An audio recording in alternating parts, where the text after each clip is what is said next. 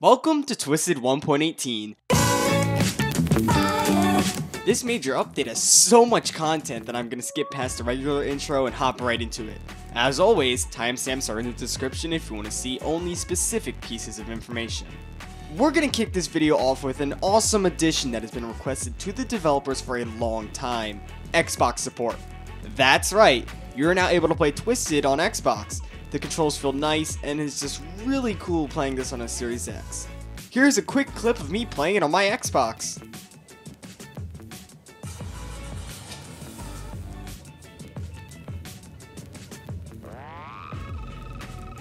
This is huge for the game as a whole, as it opens up Twisted to a bigger audience, making it one of the first console storm chasing games.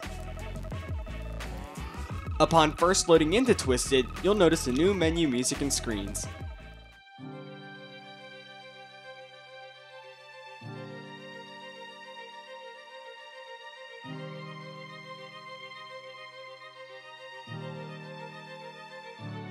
The music is an original piece created for the game, and it sounds really good.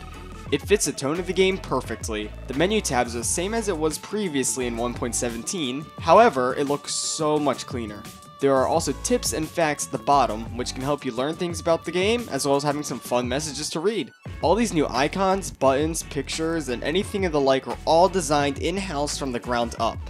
Moving on to the next area, the main GUI for gameplay is just like the new menu screens, very similar but much cleaner. Starting from the top of your screen, the car menus have gotten quite an overhaul. The dealership has been reworked yet again, this time both the GUI as well as the dealership itself, so you don't have to spend time scrolling through everything. The EMS shop is the same thing, but with a much cleaner look. Next, we have the Thermodynamics. The layout is much cleaner, but now you can see wind direction, which is great to see because you don't have to stare at clouds for a bit to tell movement of storms for the day. When you click on the person icon, you're greeted with two submenus, the Convoy menu and the Job menu. I will be explaining the Convoy system in the Convoy section part of this video, and the Job submenu hasn't really changed much. Finally, we have the Robux shop tab. All the new icons of the things you can buy look so much better compared to what they used to be. This leaves us with just the radar. The radar has a lot of upgrades to it, not just a fancy new GUI. Storms on the radar look leagues ahead of what was previously in the game. Hook echoes are now very clearly defined, and the size of the hook can grow as the tornado grows, which is super cool. Here's an example of a tornado during testing, which had its hook grow to be nearly as big as the entire map. You'll never get that normally though, so don't worry about that. There are a lot of different possibilities to what these storms will look like, and it all depends on the wind direction. On the right side, a map legend was added, which is super useful for informing new players what these icons mean. I am very happy about the TVS icons being defined here, because it lessens the confusion where some players think the TVS colors correspond with the EF scale. While on the topic of radar, I think it's good to note that the TVS strengths, hail size, and hail core position are now inaccurate unless the Doppler is present. Warning polygons also now have a bigger variety in shapes, and will change size depending on the tornado's width. Both PDS and Tornado Emergency polygons are pink, however, Tornado Emergencies have a thick black line in it, while the PDS has just a thin black outline. If you click on a polygon, you will see EAS information. This is the same information displayed from the new EAS radio alerts, which now automatically play in your vehicle if you're inside a warning. These are made from 90 different audio clips compiled together to make custom warnings. The National Weather Service in Hazelton has issued a tornado warning for Beltrami County in north-central Minnesota. If you hover your mouse over a tornado path, it will tell you its max width, as well as how long it tracked for. For those who own the Skywarn Spotter Gamepass, you'll notice your Spotter Report tab has gotten a massive overhaul. You can report different kinds of funnels, house damage, and hail sizes. This is a large step up from the old Spotter reports, and it makes Storm Spotter a more worthwhile game pass. You also do not need to be on the Skywarn Spotter team anymore, as it's been switched out with the National Weather Service Pass. You can report stuff on any team whenever you want. The final significant GUI update comes with probes. You can see how much money you've made, the max wins read from the probe, as well as what it is currently reading. The max wins read is a very good feature, as you don't need to remember the highest number you saw, or potentially forgetting to screenshot a new wind speed record because you missed it.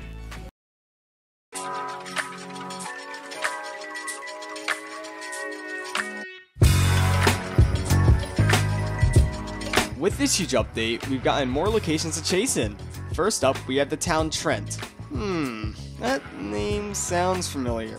Trent is located just northeast of Hibbing, and it is a nice neighborhood on a big hill. This town seems like a dangerous place to get caught in, as it is a bit higher in elevation as well as having limited access in and out of it. Peshtigo is the second of the two new towns. It is a suburban area at the southern part of the map, a simple, quiet town that is out of the way of major cities. Over on the other side of the map, an airport was added to the northeast of Hazelton. I wonder what this could be for. Speaking of Hazelton, the layout of it has changed a tiny bit to fit the new Dubia Donuts restaurant.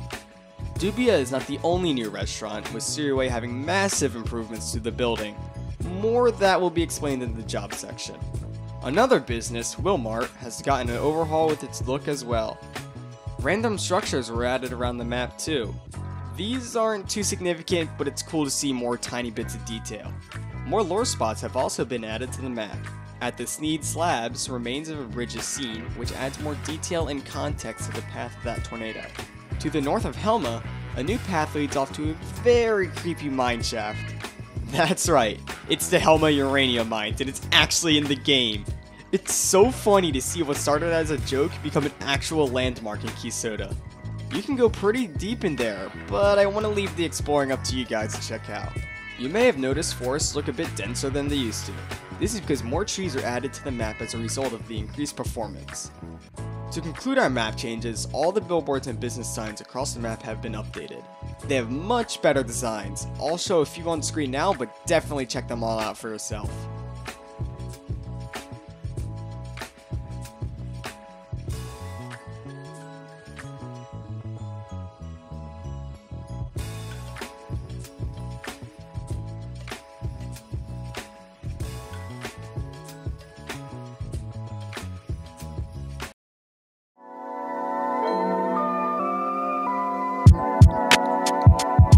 Probably one of, if not the biggest change in this update is the new storm system. From the clouds to the tornadoes, all of it has been reworked and improved upon. Storm structures themselves have been massively changed, with them having an even more realistic structure. Their growth and death as well are a really nice sight to see, especially with how diverse the storm shapes are. Some storms even have flanking lines. The base height of the storms off the ground are varied now, instead of it being at the same altitude for every storm. This means some storms can hang pretty low off the ground. High precipitation and low precipitation storms are now much more visually different, with either having nice clear views of the tornado and lower precipitation, and thick, hard to see through rain and higher precipitation. What I find really cool about the high precipitation storms is how dark it can get in the middle of the day. Lightning has been reworked as well, giving it more shapes, colors, and just overall a more beautiful spectacle. Now, let's move on to the best part about the updated systems, tornadoes. Tornadoes now can change shapes multiple times throughout their lifespan, which can be terrifying watching a small cone transform into a huge wedged hourglass in a matter of seconds. Multivortexes make a grand return to Twisted, being a lot better than before. Each vortice now has its own small wind field, so the damage can vary differently in places where it hit. Prior to 1.17, they used to be like a regular tornado with a large wind field. You also probably noticed watching this video that some tornadoes were leaning. Tornadoes now have an axis shift, which creates even more unique tornadoes. This also means sidewinders are in the game. The leaning tornadoes are really cool to look at, and add so much to the game. It's the small details that count. Tornadoes can also now recycle again, so don't think your chase is completely over when it lifts back up into the wall cloud. This also means they can rapidly intensify, which is terrifying watching a yellow TVS quickly turn into a pink in a matter of seconds. Tornadoes are more unpredictable, and they can dramatically shift paths. I've seen some tornadoes during testing make some crazy path shifts, like this one with the checkmark looking path. An even more terrifying part about tornadoes is that now they can reach widths in excess of 2 miles wide. Considering that our 331 miles an hour tornado was just 1.4 miles wide, I cannot imagine how large 2 miles will be. This update brings along 2 more vehicles to play with. The first one is the Doghouse. This vehicle is a supporting vehicle for the TIV-2 that does probes and camera work. It is found in the Chaser warehouse and can be bought for $80,000. This low-end Chaser vehicle is not a bad start, but you shouldn't get too close to tornadoes as it can get picked up at 95 miles an hour. The second of the new vehicles is a 1995 Dodge Ram. And hey, isn't that the Dorothy probe on the back of it? Yep, that's right, the truck from Twister is in the game. You can find this vehicle in the dealership on the Dodge section for $19,000. I cannot wait to see people putting their trucks on cruise control and jumping out of it to send it to the tornado, much like how they did in the movie. In addition to the new vehicles, all vehicles have had their chassis reworked, so driving feels much nicer and fluid. It's so much better than what it used to be like, making 1.17 feel clunky when it comes to driving. Cars have also gotten a new locking feature where you can whitelist people into your vehicle. This is a great new feature for when you want to let your friends freely get in and out while kicking out people you don't want in your vehicle. Lights on cars have now been repositioned and lit correctly, so no more lights halfway inside the car. This looks so much better compared to older versions. And when you thought there couldn't be any more improvements to cars, a new system of being picked up by tornadoes in a vehicle have been added. Now, your car will start to slide before getting completely sent into the tornado, and your mezzanette will read as error when picked up. This is really terrifying when it happens, because you can almost never escape it when your car starts sliding.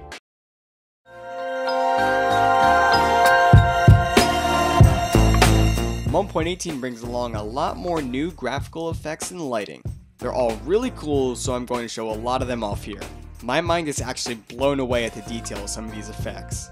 The rain, as explained in the storm section, is much better at showing its density. The transitions between the different rain layers are much cleaner as well. There are now multiple variations of hail, so you won't see the same shape every time. When you're near the tornado, you can see a bunch of inflow particles. This is really satisfying to watch, and it can give you an idea of how strong the tornado is. The dirt and debris from the wind field getting kicked up in your face is much higher in quality and a little bit easier to see through. When you're inside the tornado, your vision is completely obscured from everything inside the condensation funnel. This is a huge step up compared to what we used to have. Power flashes now have big improvements done to them. There are now multiple different colors they can be, and they all flash more realistically by being able to flicker or grow and disappear with different brightnesses. At daytime, they look cool, but at night they're such a beautiful sight. You can see them flash from pretty far, which is a good but scary indicator that a town is being hit. Lighting on the game has been all around improved. I really like how dark you can get at night now, where the world ahead of you can be completely shrouded in darkness. You better be paying attention to the lighting at night so you can see what's hiding in front of you. The ominous green hail hue has been improved as well and is even better than it already has been. Just take this shot in really quick. Look at how creepy it looks. There's just so much to go over that I cannot condense it all here, so go out there and take in the new atmosphere. We're not going to stick too long on this section, but it's quite important to know about. Twisted is a very large game and low-end devices have been struggling on previous versions. Now, in 1.18, your game should run very smoothly. The worse your device ran, the more improvement you will see. In previous versions, I'd run at level 8 graphics so I can have smooth FPS. Now, I'm running at level 10 graphics with the highest render distance. To change your render distance, go to the gear at the top right and select the value you want. You can also toggle storm graphics and sound effects, as well as camera shake from here if you'd like. If your device is ran by a potato and still cannot run Twisted without turning to a pipe bomb, you can still use the boost performance mode to simplify graphics from the menu screen.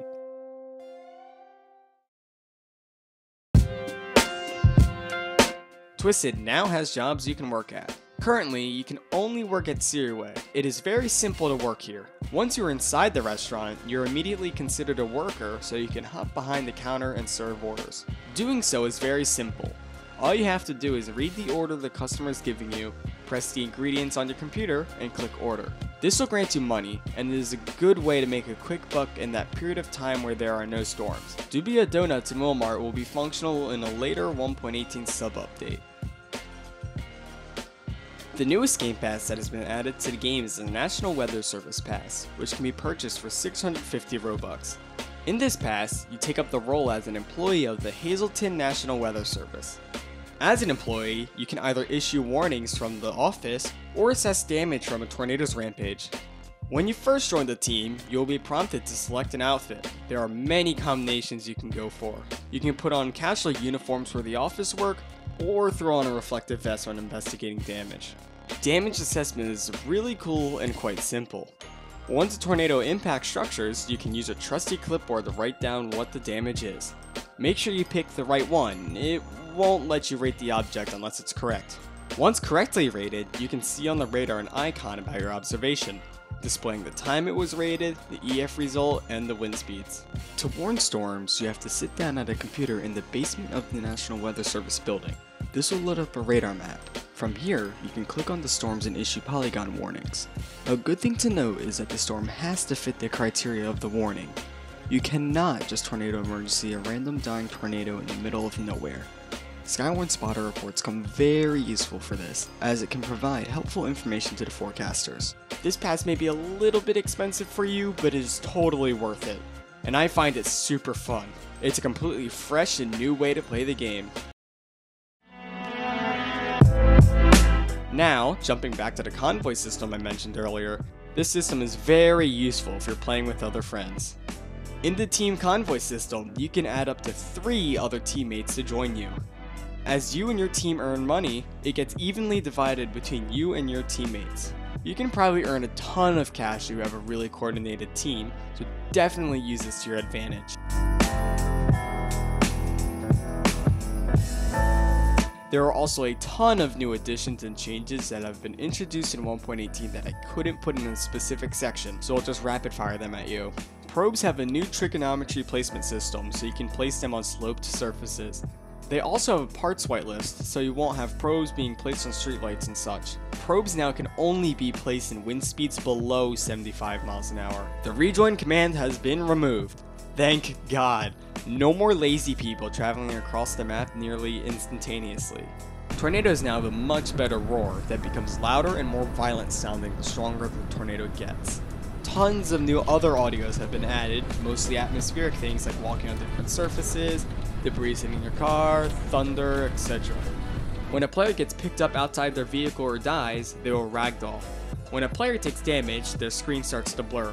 The lower your health is, the blurrier your vision is. There is now a metric conversion mode for all you non-Americans who don't measure in football fields from moon landings. Your head now moves with the camera.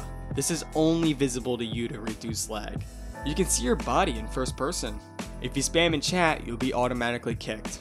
Rejoining the same server within 5 minutes will spawn you at your selected hometown. Tornado damage areas regen 1.5 days after impact, and if it gets hit again, that time resets. This is much longer than it used to be. The minimap changes its zoom depending on how fast you're moving. FOV zooming is much smoother. Power grids can be knocked out, putting entire cities in blackouts. Poles can now bend with tornado damage instead of completely snapping off. Ground scouring has been reworked where they stay on the ground for longer and look much nicer.